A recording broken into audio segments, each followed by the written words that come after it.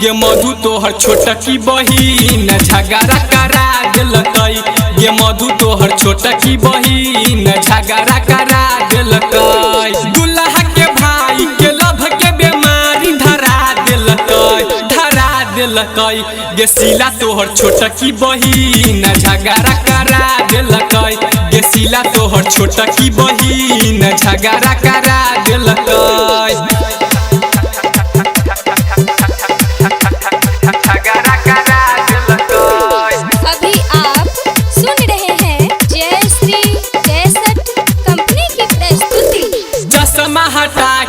देखौ बरतिया ढोरी के गहिराई गे कोठी खा के पैदा कलकौ छौरी तोहर माई गे। चश्मा हटा के देखौ बरतिया ढोरी के गहिराई गे कोठी खा के पैदा कलकौ छौरी तोहर माई गे। में गजरा लगा के हिला दिलकई। कारी कारी अखिया में गजरा लगा के हिला दिलकई। हाँ हिला दिलकई। गे राधा तोहर छोटकी बहिन झगड़ा करा दिलकई। गे राधा तोहर छोटकी बहिन झगड़ा करा दिलकई।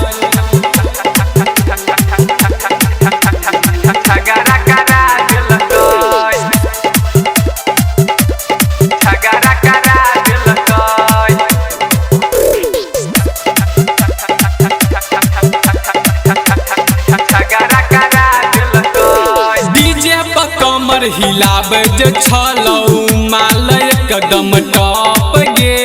दीपक दीवांशु के गाना पर कमर करो लापालप गे।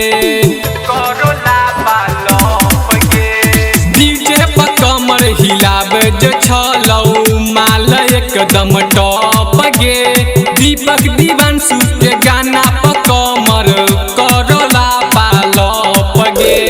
राउडी रविंदर के अखिया के निंदिया उड़ा दिलकई।